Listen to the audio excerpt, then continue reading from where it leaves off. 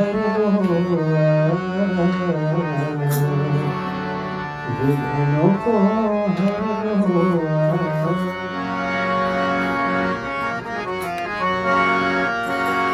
गणपति गणराजा गणनायका मेरे, गणपति गणराजा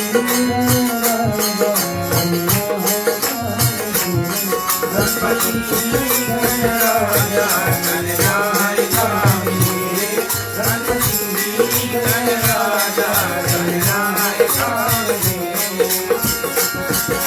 गणपति गणराजा गणनायका मेरे, गणपति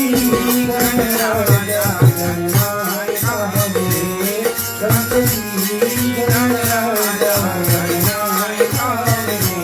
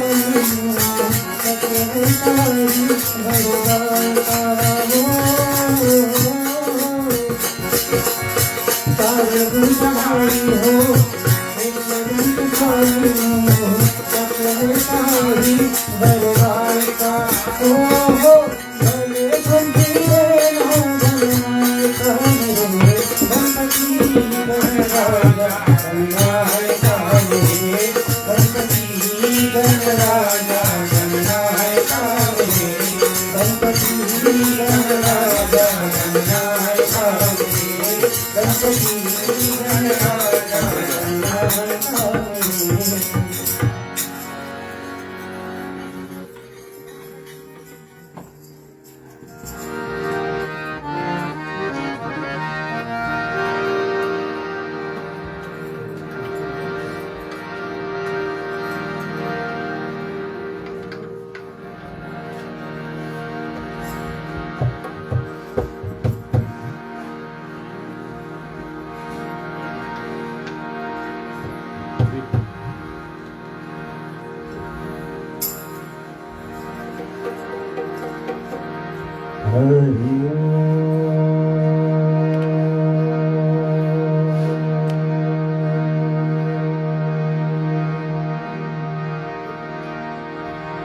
वक्रतुंड महाकाय सूर्यकोटि समप्रभा निर्विघ्नं कुरु मयि देवा सर्वकार्येषु सर्वदा। त्वमेव माता च पिता त्वमेव, त्वमेव बन्धु च सखा त्वमेव, त्वमेव विद्या द्रविणं त्वमेव, त्वमेव सर्वं मम देव देव। एक बार बोलिए वृंदावन बिहारी लाल श्री कृष्ण चंद्र भगवान की जय।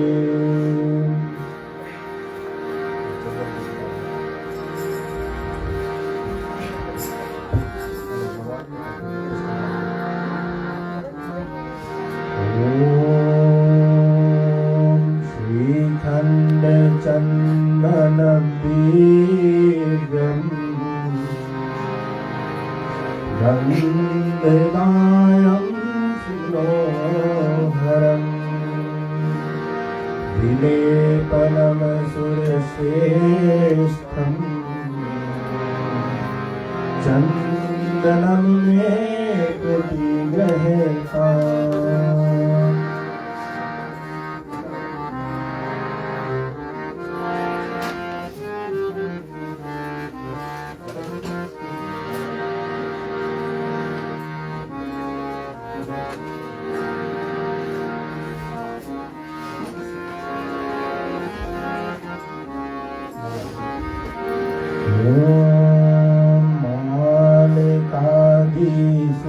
सुगन्धानि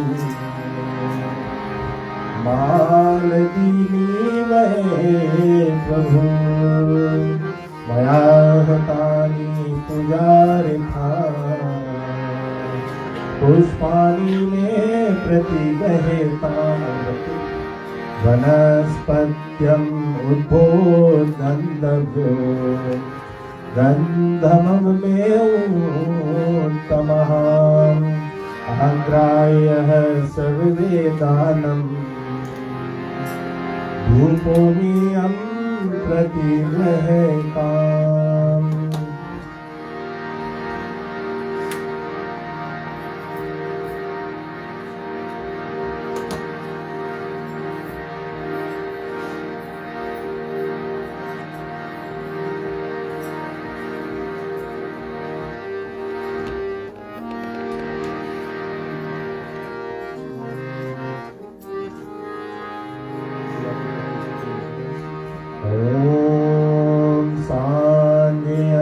चमवती सुयन्तम् वहिनायोजितं मया दीपनग्रहणं देहवशः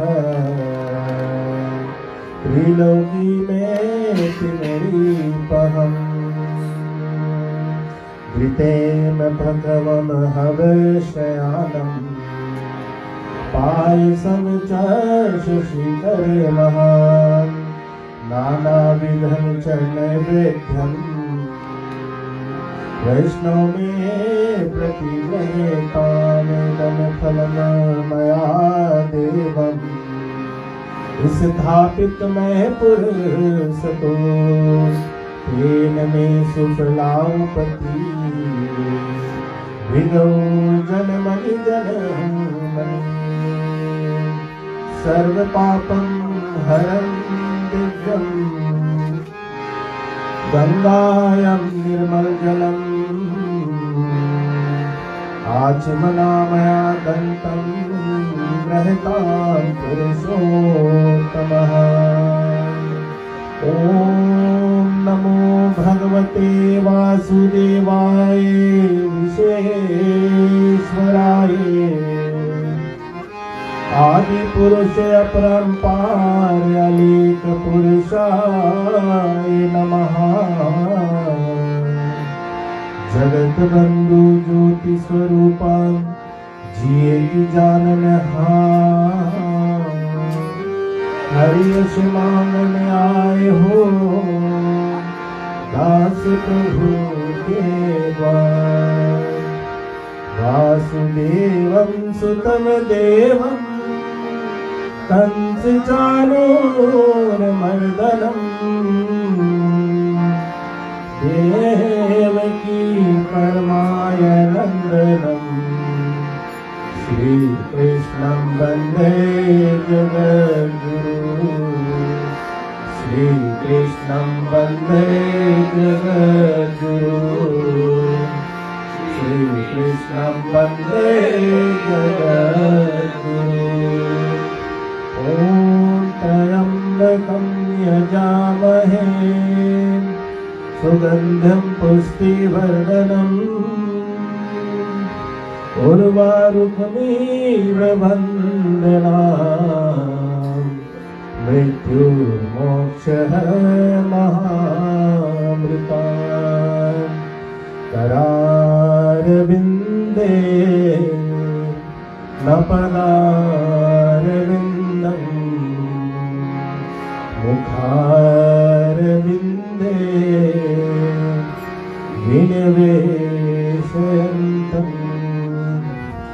प्रातस्पर्णस्य पुटेशयानम् बालं मुकुन्दं मनसा स्मरामि। सभी लोग रितेश की आत्मा की शांति के लिए साथ में बोले, श्री कृष्ण गोविंद हरे मुरारी, हे नाथ नारायण वासुदेवा, जिह्वे पिबस्व मूर्तां तदेवा, गोविंद दामोदर माधवेति, विक्रेतु कामा किल गोप कन्या, मुरारे पदापेत चित्त वृद्धि, तद्ध्याधिकम मोहवाशद वोचद, गोविंद दामोदर माधवेति। सभी लोग बोले, श्री कृष्ण गोविंद हरे मुरारी, हे नाथ नारायण वासुदेवा, गृहे गृहे गोपवादु कदम्बा, सर्वे मिलित्वा समव्यापयोगम्, पुण्यानि नमानि पाठन्ति नित्यम्, गोविंद दामोदर माधवेति। सभी लोग बोले, श्री कृष्ण गोविंद हरे मुरारी, हे नाथ नारायण वासुदेवा, श्री कृष्ण गोविंद हरे मुरारी, हे नाथ नारायण वासुदेवा। एक बार बोलिए वृंदावन बिहारी लाल की जय। सभी को जय श्री कृष्णा। आज आप सभी को 10वीं रात्रि में विशेष स्वागत करते हैं हमारे भ्राताश्री और भाभीश्री की ओर से। श्रीमान और श्रीमती सदा और ज्योति नायडू, उनके पुत्र नमित, बेटी शालिया, खास तौर पर हमारी चुटकी रेणुका की ओर से आप सभी को विशेष धन्यवाद करना चाहेंगे कि आप लोगों ने आज एक बार फिर अपना समय निकाल कर आए हैं ऐसे दुखित अवसर पर, जबकि हमारे छोटे भ्राता स्वर्गीय रितेश रविकाश नायडू जी अब हमारे बीच में नहीं है।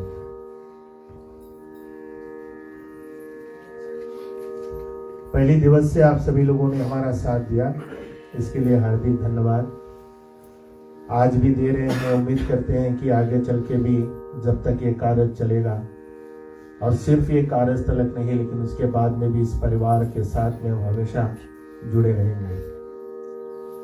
जब किसी का निधन हो जाता है तो उसको महसूस करना, उसको स्वीकार करना इस कलिकाल में बहुत कठिन है।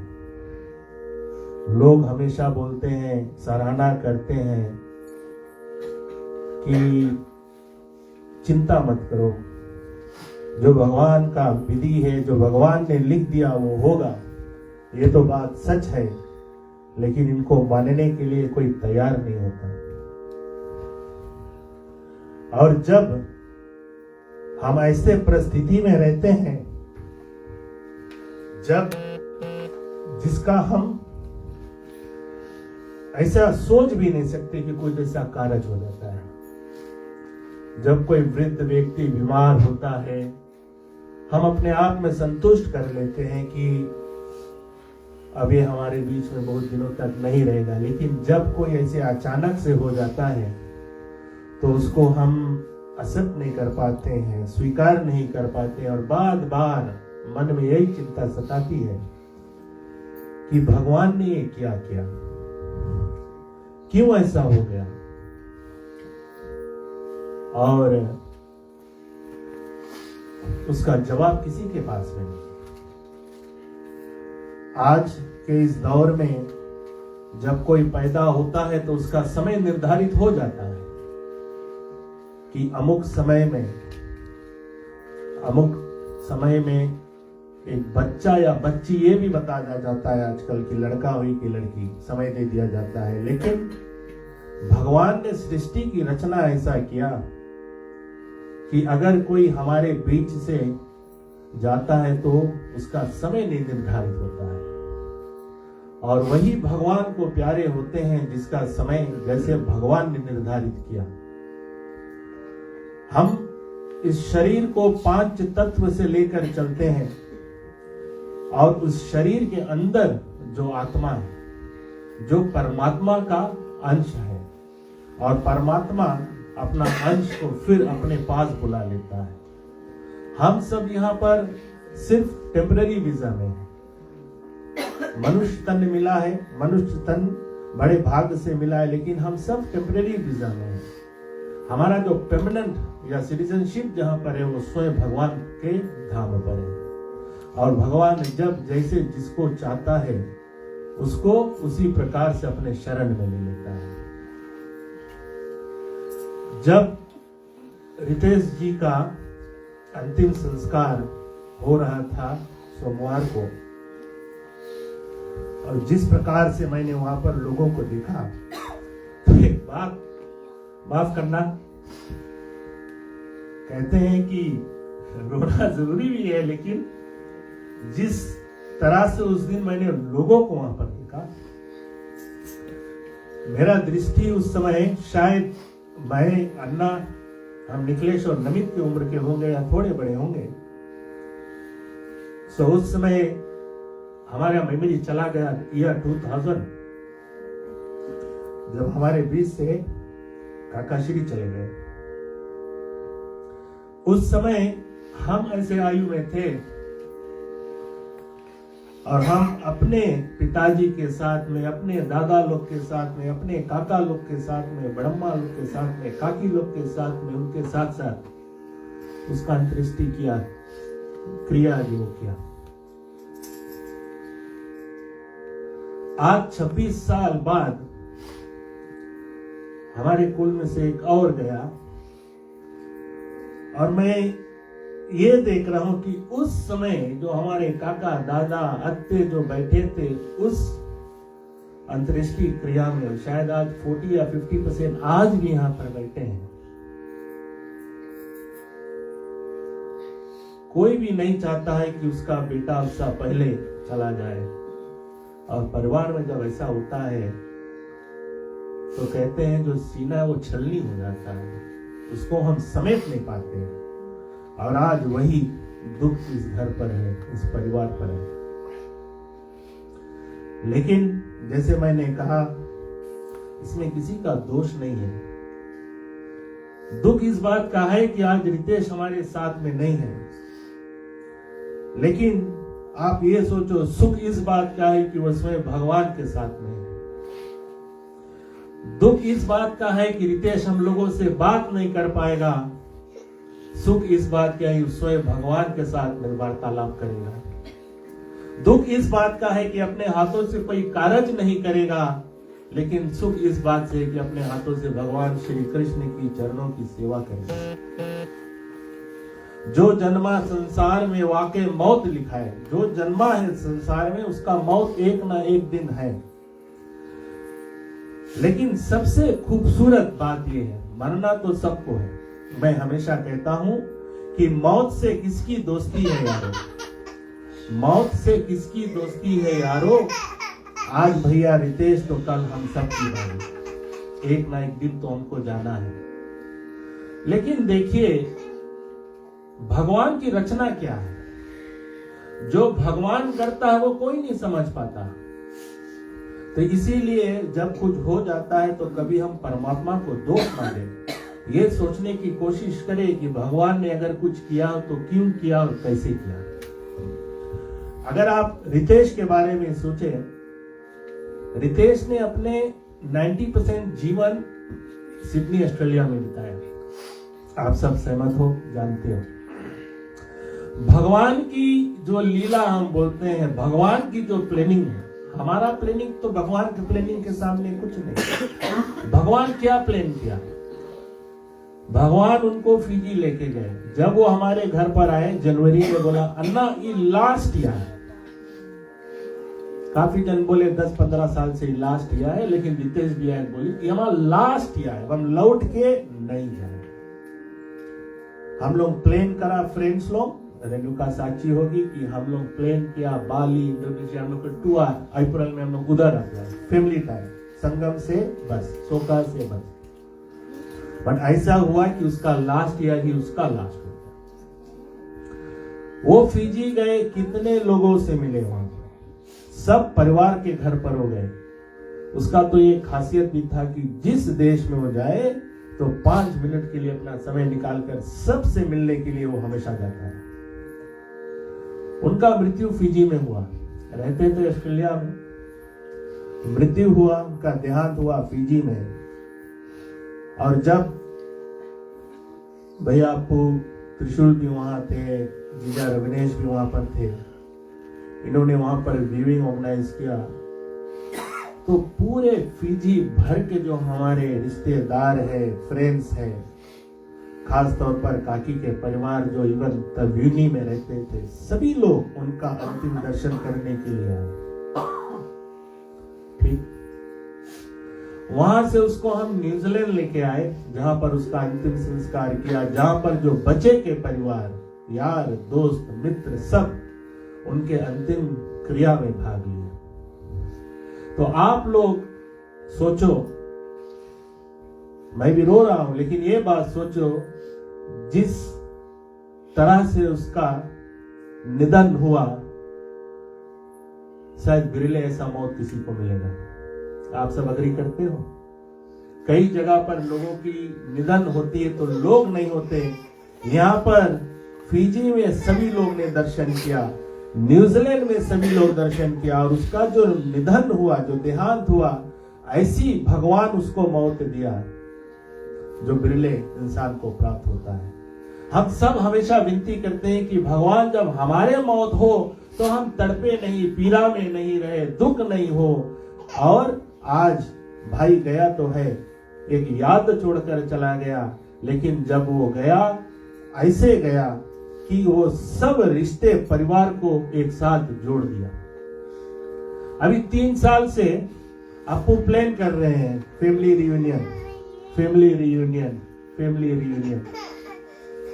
और इस वर्ष बहुत जोर तोरों से कोशिश किया गया कि फिजी में हम सब ये रियूनियन करें, लेकिन भगवान श्री कृष्ण की रियूनियन तो कुछ और ही था।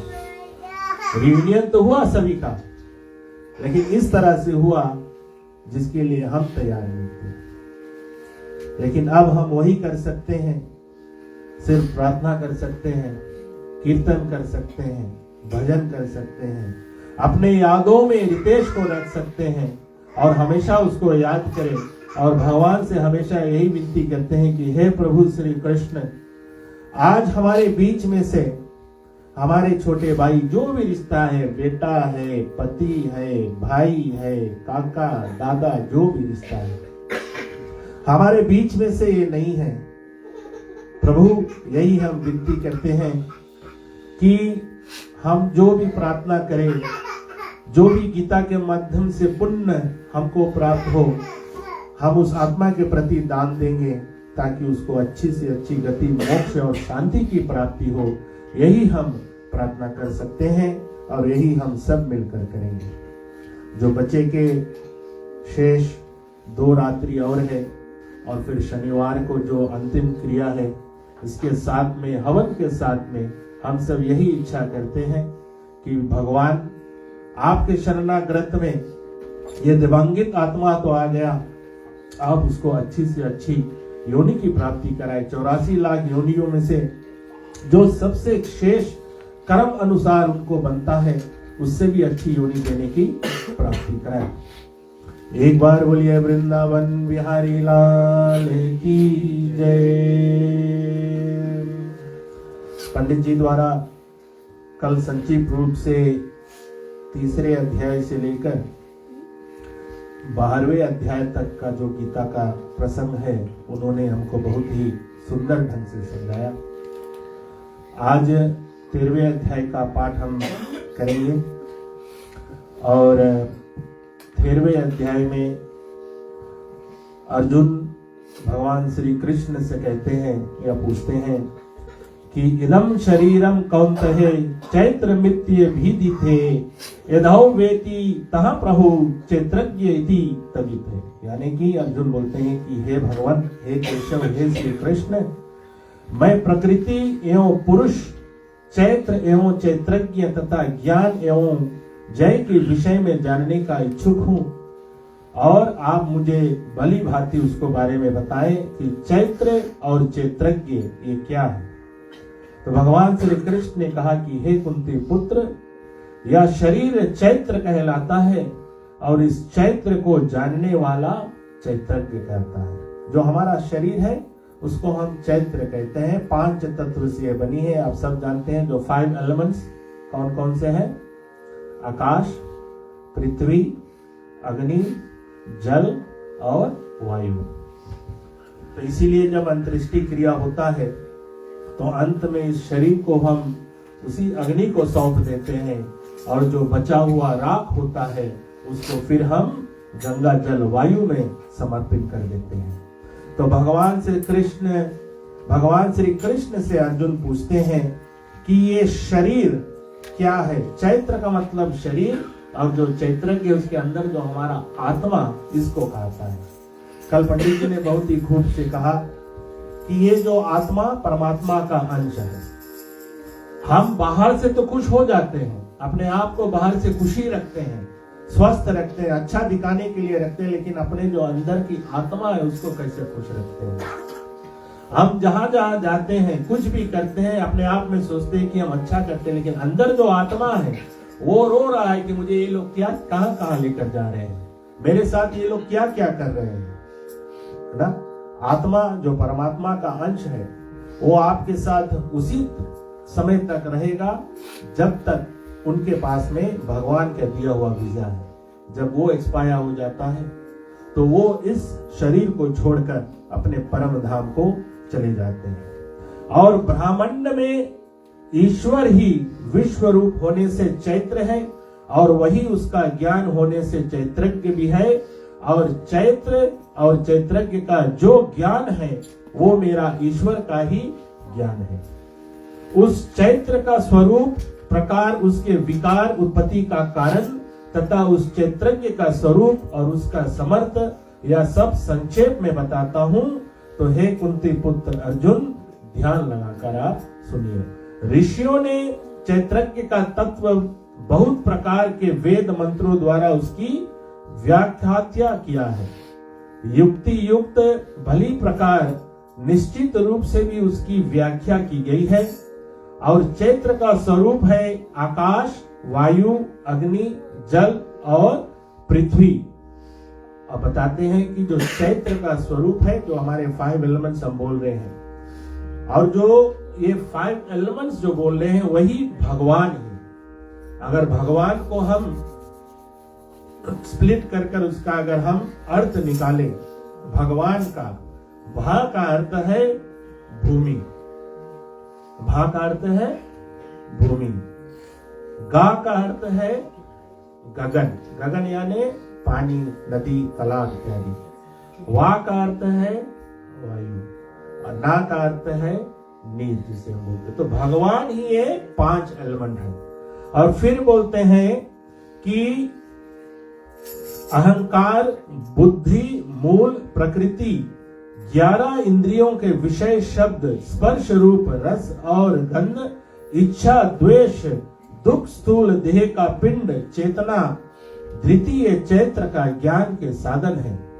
अभिमान का अभाव, धम्म का अभाव, प्राणी मात्र को किसी भी प्रकार न सताना, क्षमा भाव, मन वाणी की सरलता, गुरु की सेवा, बाहर भीतर की शुद्धि, अंतकरण की स्थिरता, समग्र शक्ति का निग्रह, भोगों में आसक्त का अभाव, जन्म मृत्यु बुढ़ापा रोग और दुख आदि दोषों को पुनः पुनः विचार, पुत्र स्त्री आदि में आसक्त एवं ममता का अभाव, इष्ट निष्ठ में समचित, मुझ विश्व रूप ईश्वर में दृढ़ भक्ति, एकांत एवं शुद्ध देश का सेवन, मनुष्य समुदायों में अरुचि, नित्य अध्यात्म ज्ञान में स्थिति, तत्व ज्ञान के लक्ष्य रूप ईश्वर को सर्वत्र देखना, यह सब ज्ञान के साधन होने से ज्ञान तथा इसके विपरीत अज्ञान है। कहते हैं कि ज्ञान कब आता है?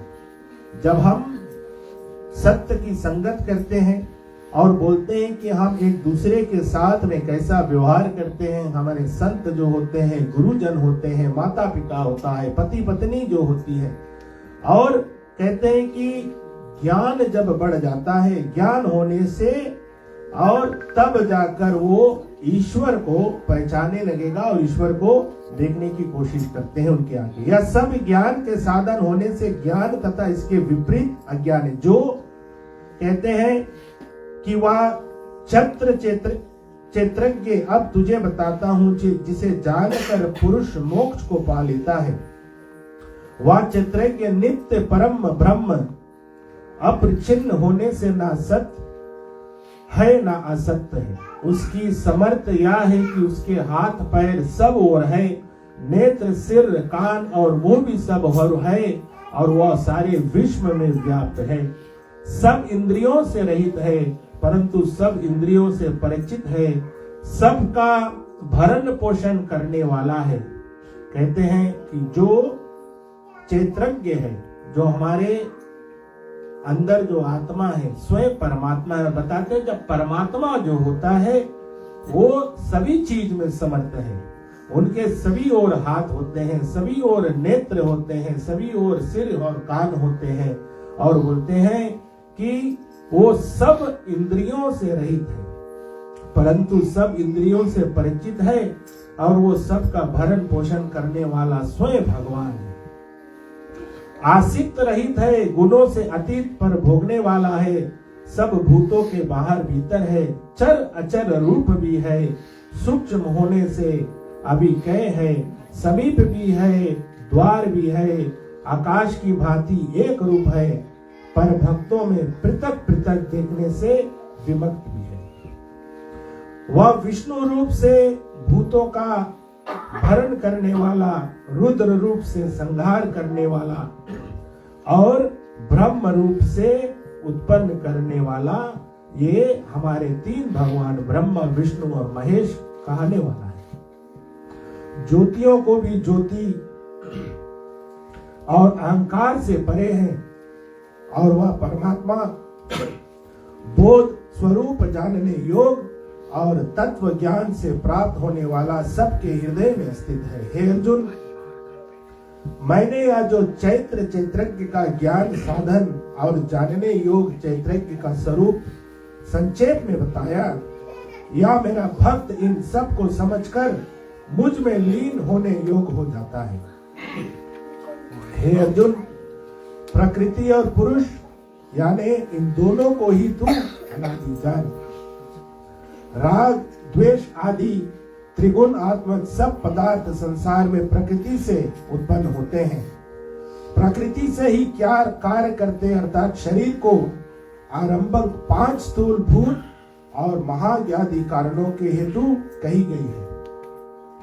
क्षेत्रज्ञ जीव आत्मा सुख दुख आदि योग विषयों के अनुभव का हेतु है, और प्रकृति में स्थित क्षेत्रज्ञ पुरुष ही प्रकृति से उत्पन्न भोगों को अनुभव कर पाता है।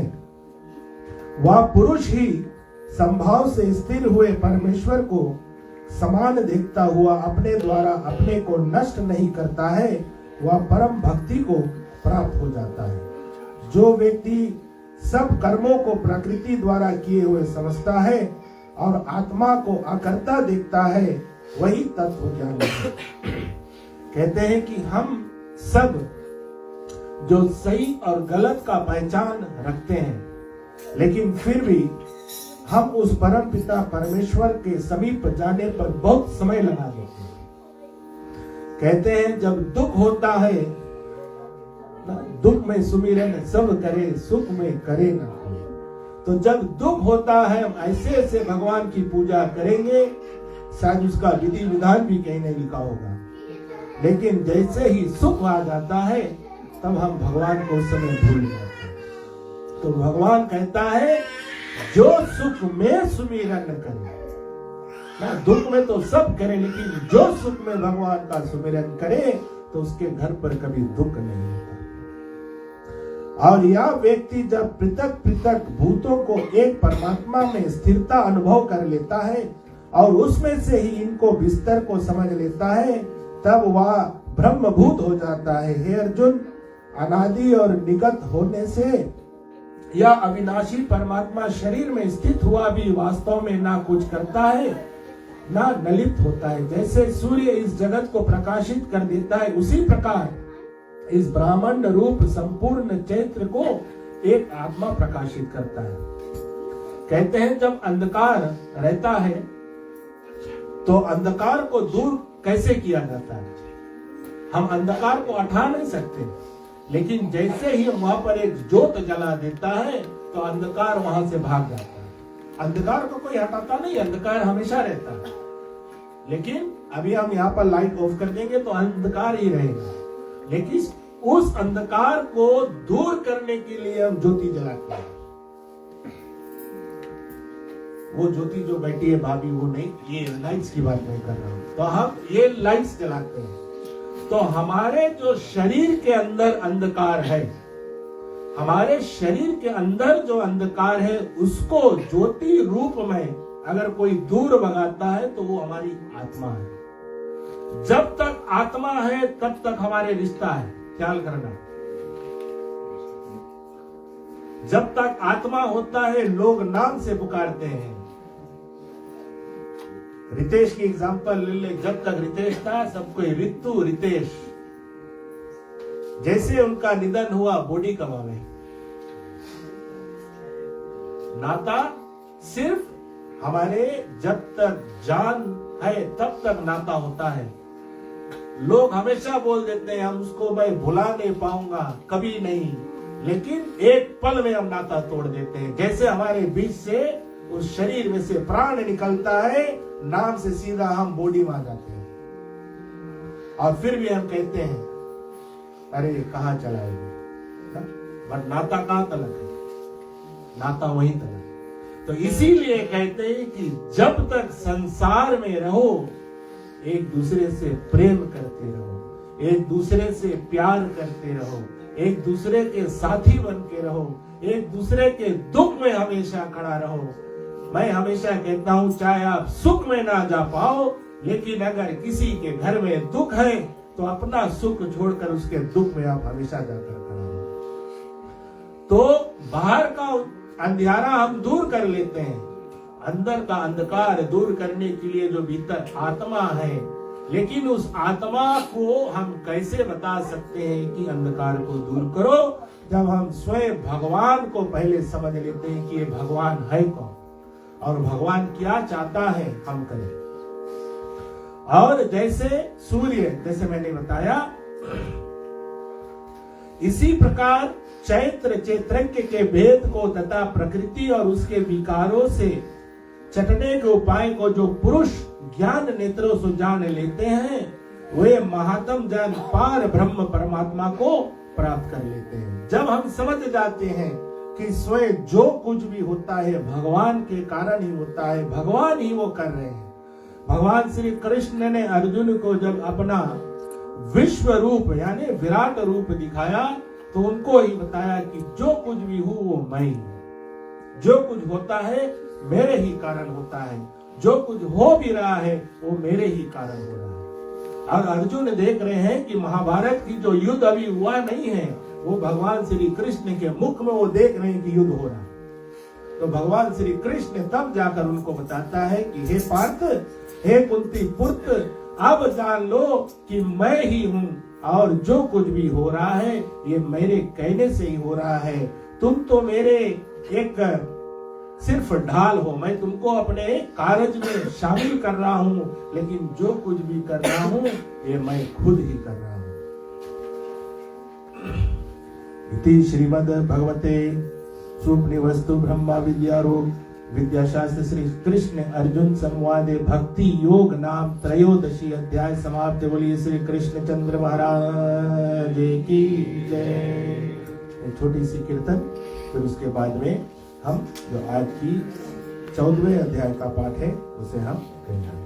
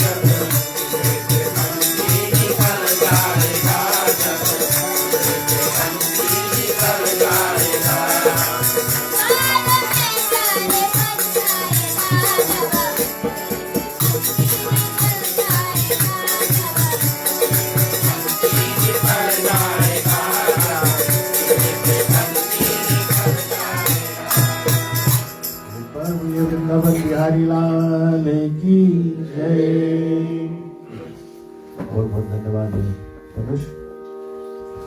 भगवान श्री कृष्ण अर्जुन को बता रहे हैं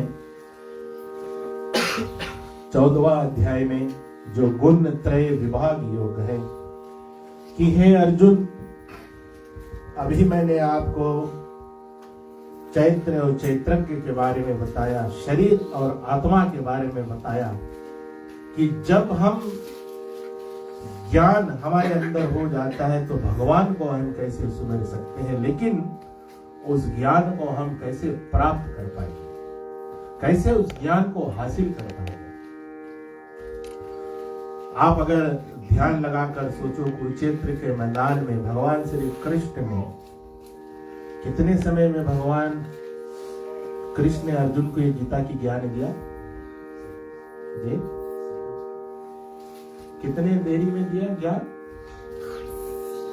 कितने अक्षरों का सिर्फ एक श्लोक उन्होंने बोला, और आज हम 18 अध्याय की गीता पाठ कर रहे हैं।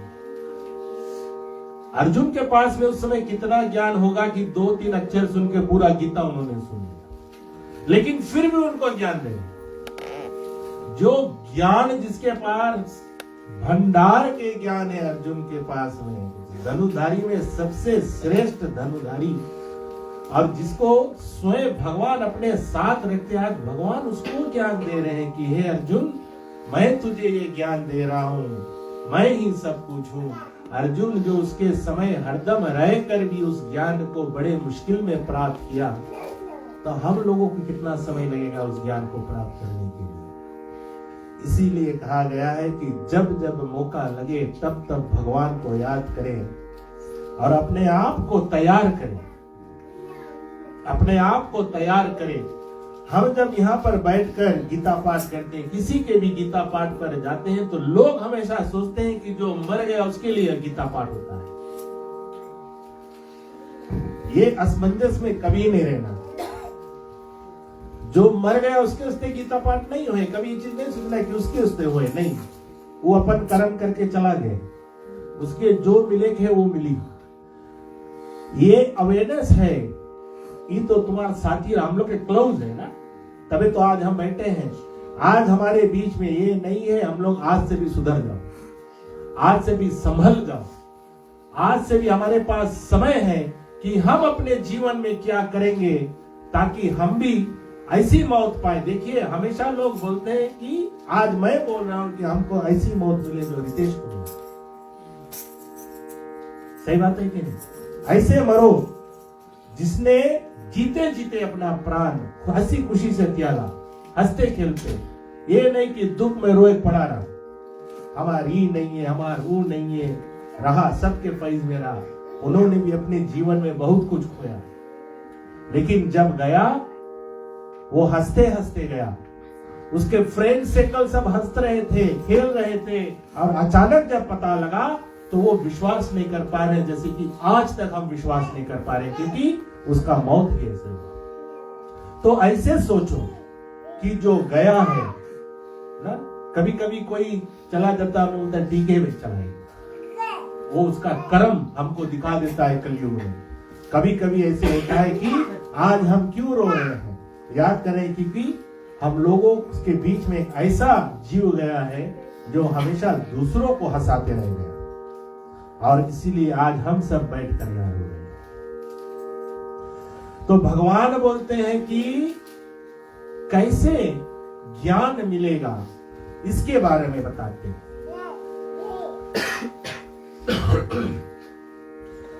इसको जानकर सब मुनिजन इस संसार से मुक्ति होकर मुक्ति को प्राप्त लेते हैं। यानी कि ये ज्ञान ऐसा है जो अगर मुनिगण जो जन है, साधु संत मुनिजन है, अगर उसको भी प्राप्त हो जाए तो मुक्त होकर अपने प्राण त्यागते हैं। इसीलिए ज्ञान होना बहुत जरूरी है कि हमारे पास में जब ज्ञान होगा तभी हमको मोक्ष की प्राप्ति होगी। लोग कहते हैं, संत महाराज कहते हैं, भगवान भी कहते हैं कि जिस व्यक्ति के मुख में से अंतिम बार भगवान का नाम निकलता है प्राण जाने के समय, वो स्वयं अपने भगवान के परम धाम को प्राप्त होता है। चाहे कोई भी उसका इष्ट देव हो, चाहे कृष्ण हो, राम हो, कोई भी हो, लेकिन नाम भगवान का जब जप करना हम शुरू कर देंगे तब अंतिम समय भी वही मुख में नाम आए। एक बिजनेसमैन रहा, तो जब बिजनेसमैन रहे तो वो पैसे के बारे में सब रोज सोची और कुछ नहीं सोची। उनके 5 बेटे थे, बहुएं थे, नाती पोते थे। बीमार हो गया, अस्पताल में भर्ती, और भगवान ने समय दे दिया कि 3 घंटा में ये प्राण त्याग दे। औरत आज सवेरे बैठी उसके बगल में, जानो उसके अंतिम समय के आए गए, 1 लड़का 2 लड़का सब आ गए। आस्ते से सभी लोग आ रहे तो ये देख रहे हैं, तो बोले 1 लड़का भी नहीं आई, यही लड़का जना बोले हमार काम काज समारी देखे वो भी थोड़ा गरीब है, आप उसके प्लास्टिक में। तो बोले तुम लोग सब यहाँ आई, यहाँ तो बिजनेस कौन देखे। मरने के जैसे पितामह भीष्म इच्छा मृत्यु मांगते हुए जब उन्होंने अर्जुन के धनुष की सैया पर लेटे हुए थे तो वे भगवान श्री कृष्ण का नाम ले रहे थे। उसने उस समय ये नहीं सोचा कि कौरव जीतेगा कि पांडव जीतेगा, मैंने सच बोला झूठ बोला, ये बात उस समय वो सोच नहीं रहा है। यही बोल रहा है ओम नमो भगवते वासुदेवाय, भगवान मुझे अपने शरण में ले। तो हम जो रटेंगे, तो जब उस व्यक्ति बिजनेसमैन का देहांत हुआ, निधन हुआ, तो वो किसका रूप लिया जानते हो? चिलचिट्टा आप जानते हो क्या है?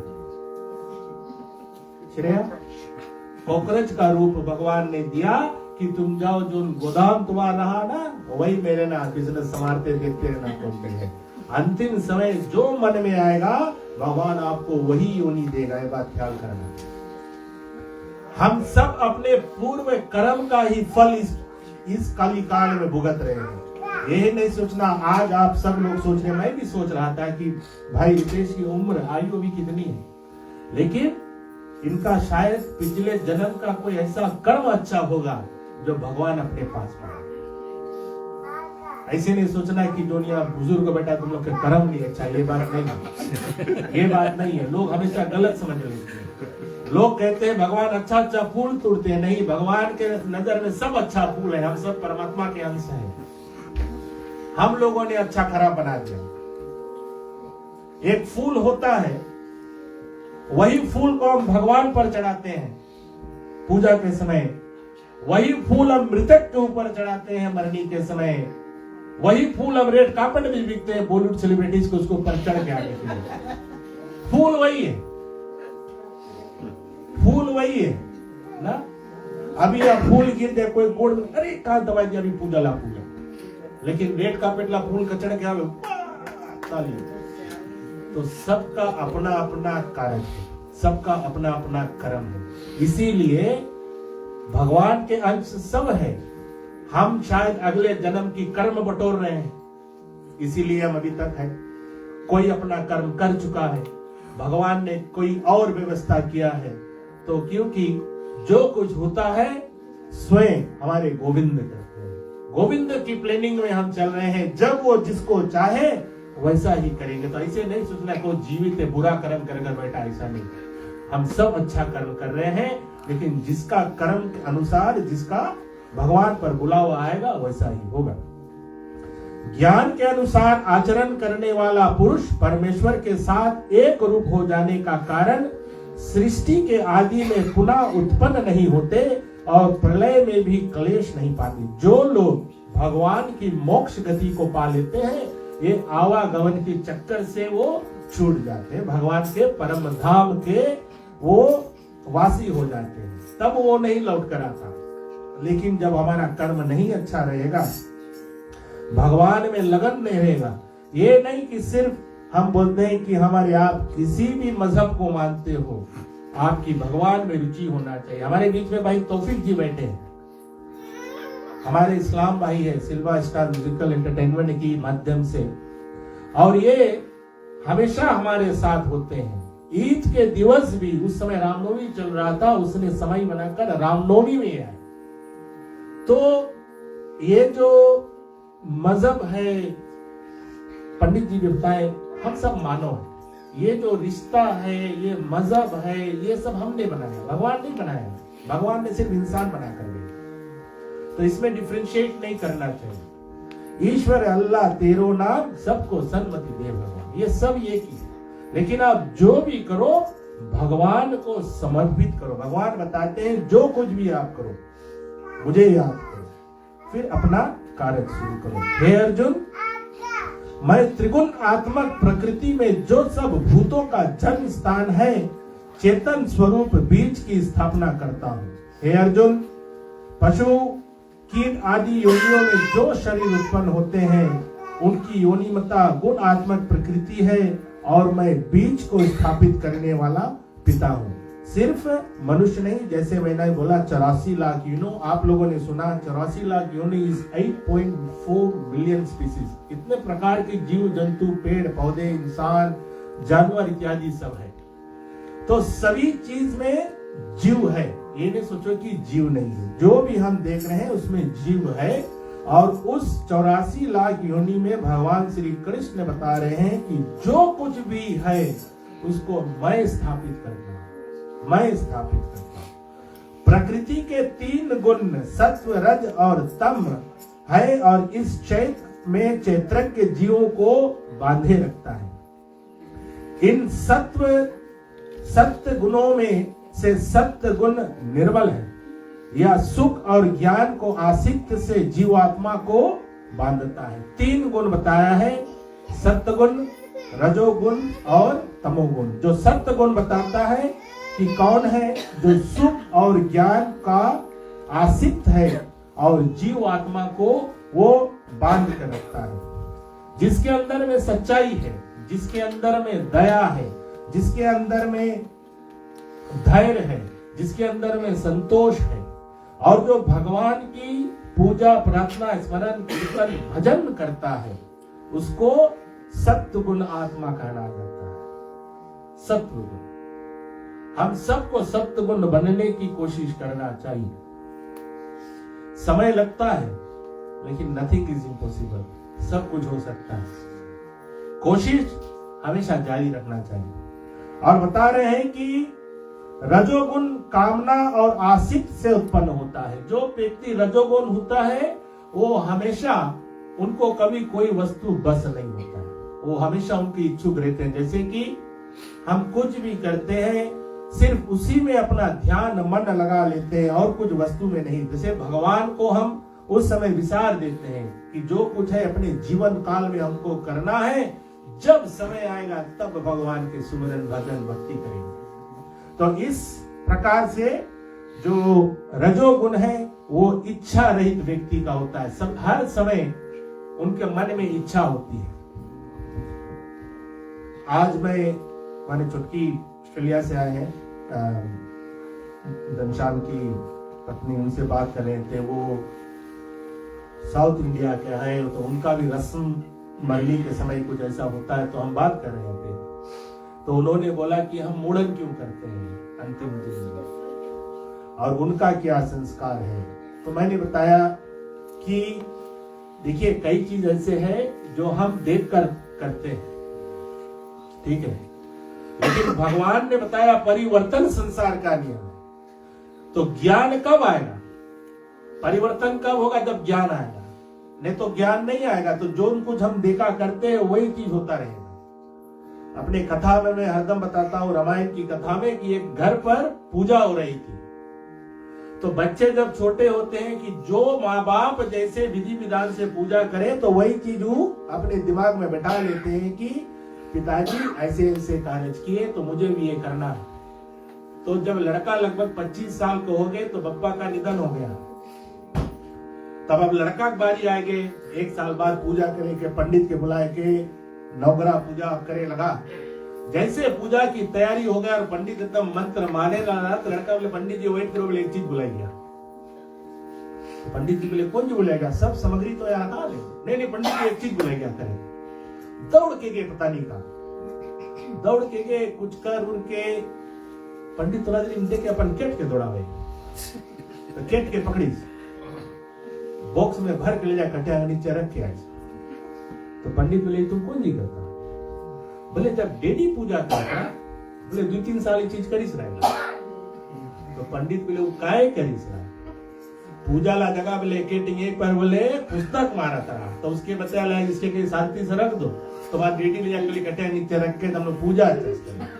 तो लड़का सोचे पूजा में ला चीज करेंगे। तो ज्ञान कब आएगा, जब हम समझेंगे कि हम क्या कर रहे हैं। तो जब कुछ कार्य होता है तो हमेशा पूछो कि हम क्यों कर रहे हैं। कई लोग बताते नहीं हैं कि हम क्यों कर रहे हैं, लेकिन जानना जरूरी है कि हम क्यों कर रहे हैं। लोग बोलते हैं कि घर पे किसी का निधन हो जाए तो झाड़ू नहीं लगाना चाहिए, घर में झाड़ू नहीं लगाना, और जब तक मट्टी नहीं हो जाए। पहले जमाना के घर रहा जब गोबर से लीप कर रखता रहा घर, आदमी का निधन हो जाए तो घर के अंदर रखा जाता रहा, मोचरी अस्पताल रहा नहीं। अगर झाड़ू लगाइए तो वो डस्ट उड़ कर आ गई। जो मृतक आदमी घर पर है उसके ऊपर बोला अभी झाड़ू नहीं लगाना जब तक वो नहीं चला गई। अभी तो यहाँ बटन दबाओ वैक्यूम है। तो कहने का मतलब है ज्ञान जब आएगा, परिवर्तन होगा, तब हम जानेंगे कि कोई कार्य जो है हम क्यों करते हैं, उसको करना भी अभी जरूरी है कि नहीं है, ये सब जानना। किसी के ऊपर लागू नहीं है, लेकिन जब कोई किसी का देहांत हो जाता है, हमारे साउथ इंडियन में जस्ती है 8 रोज के 16 रोज में हम बहुत भारी 56 भोग लगा देते हैं। अरे ये खाता रहा, वो पीता रहा, ये करत रहा, वो करत रहा। हमारे भी बयान जब हम चला जाएगा ये रकम चढ़ी, लेकिन जब जिंदा रहो तो जाए फ्रिज खोल के अपने निकाल के टोस्ट बनाए खा के निकलो। बोलो जय श्री कृष्ण ना। कहने का तात्पर्य ये है कि जब जीवन में लोग रहता है तब बैठकर 56 भोग लगाओ, तब लगाओ 56 भोग, भगवान को अर्पण करो, अपने खाओ। तभी ऐसे नहीं है कि दिन रात ना मेहनत करते रहो, इस सब चीज से हम परे हो जाते हैं। करना है, चढ़ाना है सब कुछ, लेकिन जो विधि के अंदर है वो करना है। और बता रहे हैं कि जो रजोगुण मैंने बताया कि लालसा है, जिसकी इच्छा हमेशा होता है और आसक्त से उत्पन्न होता है, या जीव को कर्म एवं कर्म फल को आसक्त से बांधता है।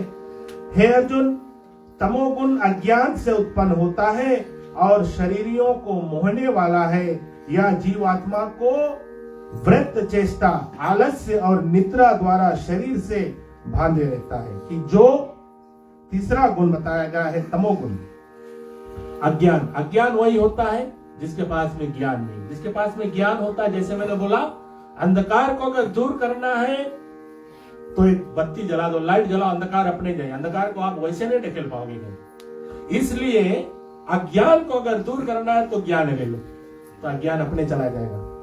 तो इस बोलते हैं कि जो व्यक्ति अज्ञान होता है, जिसमें ज्ञान नहीं होता, वो आलस्य होता है, हमेशा सोएगा, कुछ करने की सोचेगा नहीं, पूजा पाठ होगा तो वहां जाएगा नहीं, कुछ अच्छे कार्य में वो जाएगा नहीं, और वो हमेशा क्या करेगा, भ्रम में रहेगा। भ्रम के माने ऑलवेज डाउट करेगा कि क्या हो रहा है क्या नहीं, कुछ अच्छा भी बताओ, अच्छा सच्चे कैसे हो रहा है। तो वो हमेशा भ्रम में रहता है और हमेशा अंधकार में रहता है। तो हे अर्जुन, इस प्रकार सत्व सुख में लगता है, रज कर्म में प्रवृत्त करता है, और तमोगुण ज्ञान को धड़कर प्रमाद से लगाता है। हे अर्जुन, रजोगुण और तमोगुण को दबाकर सत्व गुण को बढ़ाता है, और रजोगुण सत्व एवं तम को तथा तमोगुण सत्व एवं रज को दबाकर बढ़ाते हैं। सत्य गुण और अत्यंत वृद्धि से समय मरने वाला जीव ब्रह्म वेताओं के वश में उत्पन्न होता है। इसी प्रकार रजोगुण की बुद्धि के समय मरने वाला क्रम निष्ठों का जन्म पाता है, और तमोगुण बढ़ने पर मरने वाला कीट पशु आदि मूढ़ योनियों से उत्पन्न होता है, और सात्विक निष्काम कर्म का फल सुख ज्ञान आदि है, और राजस कर्म का फल दुख और तामस का फल अज्ञान का है। जो लोग तमोगुण का है उसको हमेशा दुख ही सताएगा। अगर निद्रा सताई, दिन भर सुता रही हो तो काम कैसे हुई, तो दुख तो सताई कि घर में कुछ है नहीं। तो काम करना जरूरी है। और कहते हैं कि जो तमोगुण में प्रमाद, मोह और अज्ञान उत्पन्न होते हैं, सात्विक कर्म करने वाले उच्च अवस्था को प्राप्त होता है। जो सात्विक गुण के अधिकारी जब होता है उसको उच्च अवस्था को प्राप्त होता है, और वही भगवान के परम धाम को जाने के लिए जानो तैयार हो जाता है।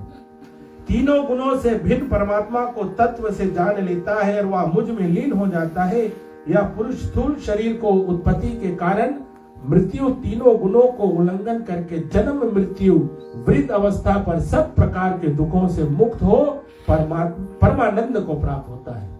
जो सात्विक गुण को अपना लेता है, भगवान की रोज पूजा करता है, और जो कुछ भी है भगवान को अर्पण कर देता है, और तब अपना कार्य करता है।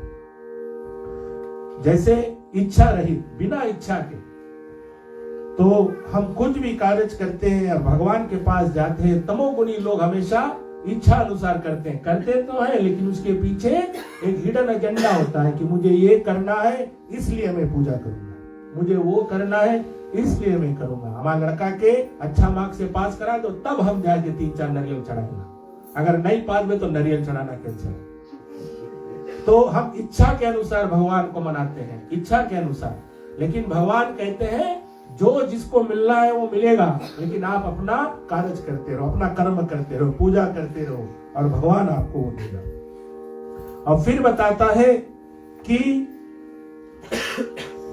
या किन उपायों से इन तीनों गुणों को लांघता है। अर्जुन पूछ रहे हैं कि भगवान यह बताइए, इन तीनों गुणों का उल्लंघन करने वाला पुरुष क्या लक्षण है, क्या क्या उनके आचरण होते हैं। यह पूछने पर भगवान ने बताया कि जो पुरुष सत्व गुणों के कार्य रूप प्रकाश को, रजोगुण के कार्य रूप प्रवृत्ति को और तमोगुण के कार्य रूप मोह भी ना तो प्रवृत्ति होने पर बुरा समझता है और ना उनके हट जाने पर भी इनका चाह करता है, साक्षी रूप होकर गुणों से विचलित नहीं होता, गुण ही वर्तत है, ऐसा समझकर परमात्मा में एक भाव में स्थित होता है।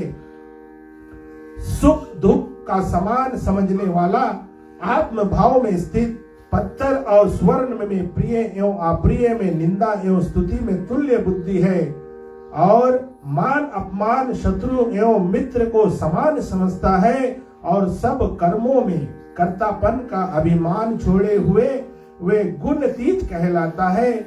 ब्रह्म, अमृत, अभय, स्वास्थ्य, धर्म और एकांत मुख से परमात्मा के नाम जो जपता है वही मुझको प्राप्त करता है। जो इंसान मित्र और शत्रु को भी एक समान देखता है, सभी परिवारों को एक समान देखता है, कहते हैं कि जो पत्थर और सोना को एक समान देखता है और जो प्रिय और अप्रिय को भी एक समान देखता है। जैसे भगवान, मैंने बताया, कोई भगवान ये नहीं देखता है कि ये वृद्ध है, ये जवान है, ये गोरा है, ये काला है, ये सुंदर है और ये गरीब है, ये धनी है, ये नहीं देखता है।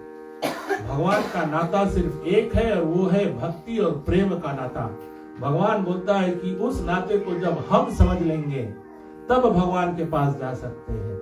हम अपने आप में सोचते हैं कि हमसे बढ़कर कोई नहीं, और वही व्यक्ति वो भी समझता है, लेकिन जब हम ये समझ लेते हैं कि हम सब भगवान के बच्चे हैं। नाता कब जुड़ता है? हम सब भगवान के बच्चे, लेकिन नाता कब जुड़ता है?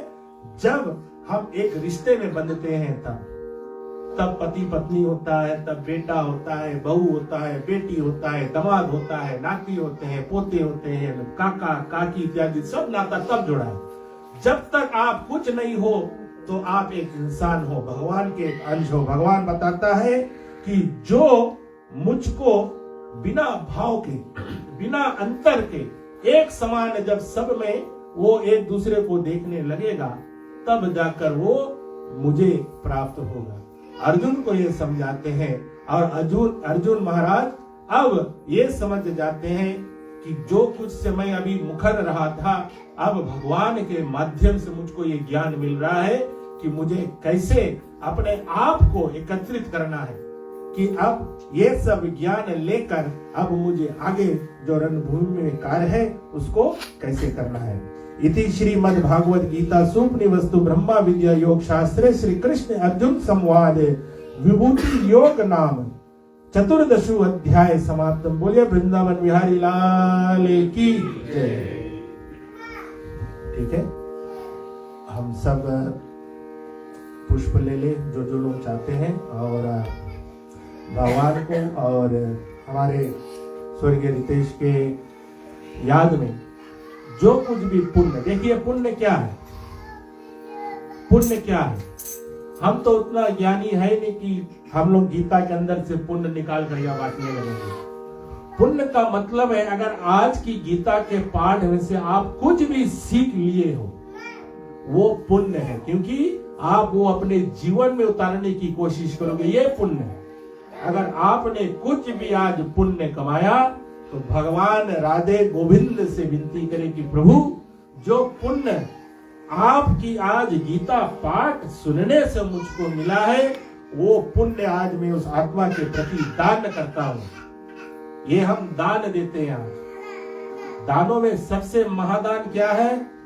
कन्यादान है, उसके बाद में गौदान है और तीसरा है एक मृतक व्यक्ति के आत्मा के प्रति जो इंसान दान देता है वो भी एक महादानी कहलाता है। इसीलिए फिर आज मैं बोलता हूँ ये गीता मरेल आदमी के उसते नहीं है, जो जिंदा है उसके उसते है, क्योंकि अपने आप को हमको ये बताना है कि जब हम जाएंगे हमको क्या करना है। तो अगर आपने एक रकम से और बोल दी, देखिए जोन जोन पुण्य कमाई से नहीं कितना जन उठ के आवे, जोन जोन आज की गीता के पाठ में से पुण्य कमाया, आप आकर अपने हाथों से पुष्प भगवान श्री कृष्ण और रितेश के यहाँ पर समर्पित करें और उसके बाद में हम 3 बार तुलसी जल से आज की जो गीता की पाठ है उसे विराम करेंगे।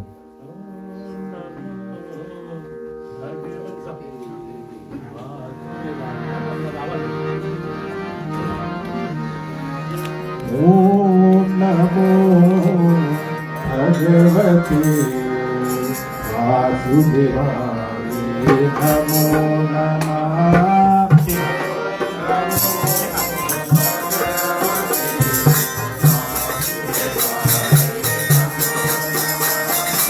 ओम नमो भगवते वासुदेवाय नमो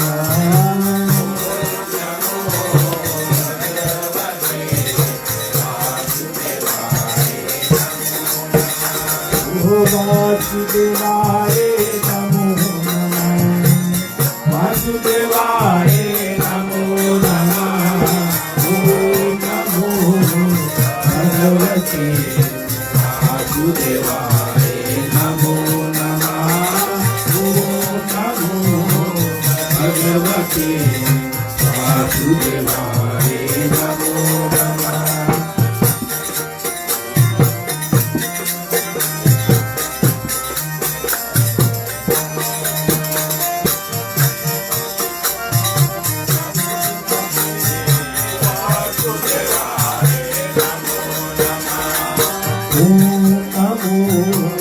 भगवते वासुदेवाय नमो नमः।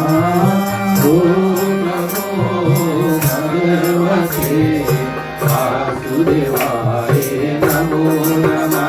ओम वासुदेवाय नमो नमः। वासुदेवाय नमो नमः। ओम नमो भगवते वासुदेवाय नमो नमः। ओम नमो भगवते वासुदेवाय नमो नमः। ओम नमो भगवते वासुदेवाय नमो नमः। ओम नमो भगवते वासुदेवाय नमो नमः। वासुदेवाय नमो नमः। वासुदेवाय नमो नमः। ओम नमो भगवते वासुदेवाय नमो नमः। ओम भगवते वासुदेवाय नमो नमः। ओम नमो भगवते वासुदेवाय नमो नमः। वासुदेवाय नमो नमः। वासुदेवाय नमो नमः। ओम नमो भगवते वासुदेवाय नमो नमः। ओम नमो भगवते वासुदेवाय नमो नमः।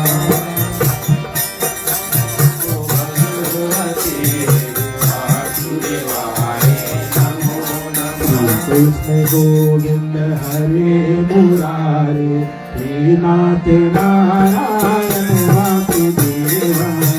कृष्ण गोविंद हरे मुरारे हे नाथ नारायण वासुदेवा। कृष्ण गोविंद हरे मुरारे हे नाथ नारायण वासुदेवा। कृष्ण गोविंद हरे मुरारे हे नाथ नारायण वासुदेवा। मात स्वामी सखा हमारे। मात स्वामी सखा हमारे। मात स्वामी सखा हमारे। मात स्वामी सखा हमारे। नाथ नारायण वासुदेवा। कृष्ण गोविंद हरे मुरारी हे नाथ नारायण वासुदेवा। कृष्ण गोविंद हरे मुरारी हे नाथ नारायण वासुदेवा। कृष्ण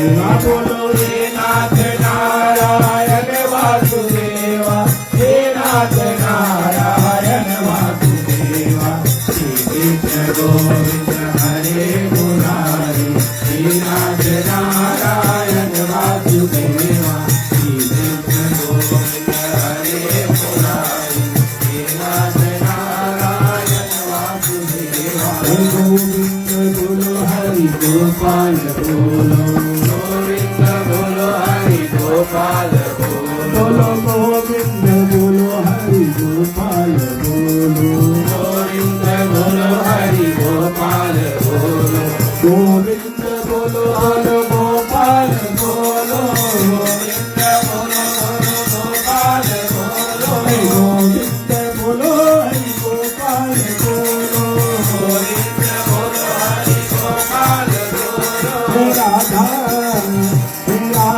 रमन हरि गोविंद बोलो, राधा रमन हरि गोविंद बोलो, राधा रमन हरि गोविंद बोलो, राधा रमन हरि गोविंद बोलो। हरे कृष्णा हरे कृष्णा कृष्ण कृष्ण हरे हरे, हरे राम राम राम हरे हरे, हरे कृष्णा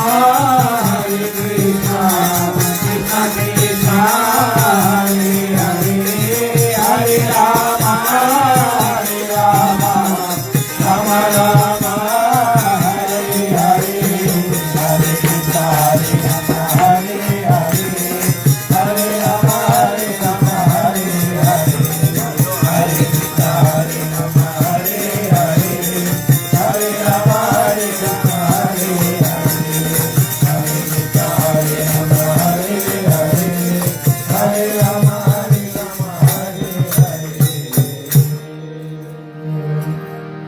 हरे कृष्ण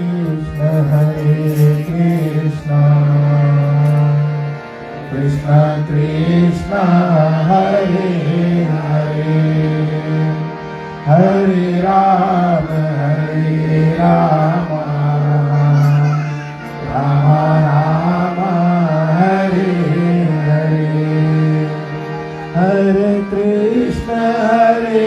कृष्ण कृष्ण कृष्ण हरे हरे, हरे राम राम राम हरे हरे, हरे कृष्ण कृष्ण कृष्ण हरे हरे, हरे राम राम राम हरे हरे। बोले वृंदावन बिहारी लाल की जय।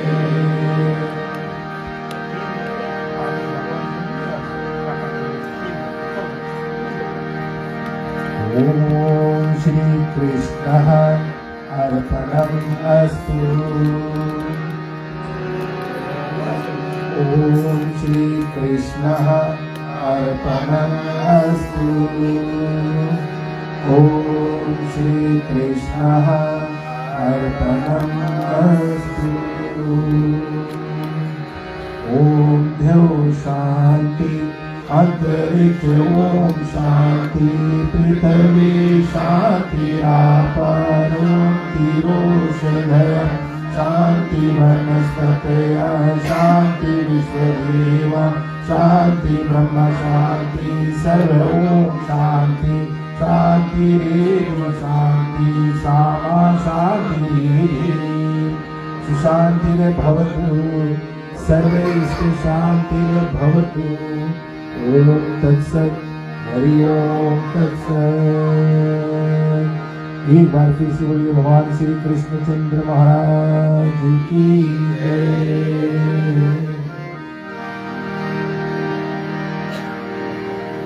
एक बार फिर पुनः सभी को विशेष धन्यवाद देते हुए यही इच्छा करते हैं कि आप सब परिवार इसी तरह से ऐसे दुख के समय में हमारे चुटकी यानी रेणु के साथ में इसी तरह से बंधे रहे।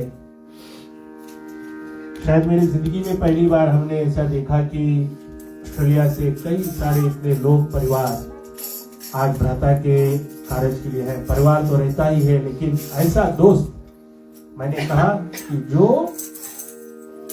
क्या बोलते हैं, a friend in need is a friend indeed। तो वो कहावत जो हमेशा हम बोलते हैं, आज देखा, महसूस किया कि सिर्फ उनका जो फ्रेंड्स है, कल मेल फ्रेंड्स नहीं, लेकिन उनके पूरे परिवार यहाँ कितने लोग आए। आपको विशेष धन्यवाद देना चाहेंगे और यही जताता है कि आपका प्रेम नितेश के प्रति कैसा था। और यही हम चाहेंगे कि हालांकि वो हमारे बीच में नहीं है, उनकी यादों के सहारे आप हमेशा चुटकी के साथ इसी तरह से आप लोग जो विदेश से आए इसी तरह से रहना, ताकि उनको कमियां तो है लेकिन ये एहसास रहेगा कि उनके साथी संबंधी और जो ऑस्ट्रेलिया का परिवार आज भी उनके साथ है। इन्हीं शब्दों के साथ में सभी के लिए भोजन का प्रबंध है।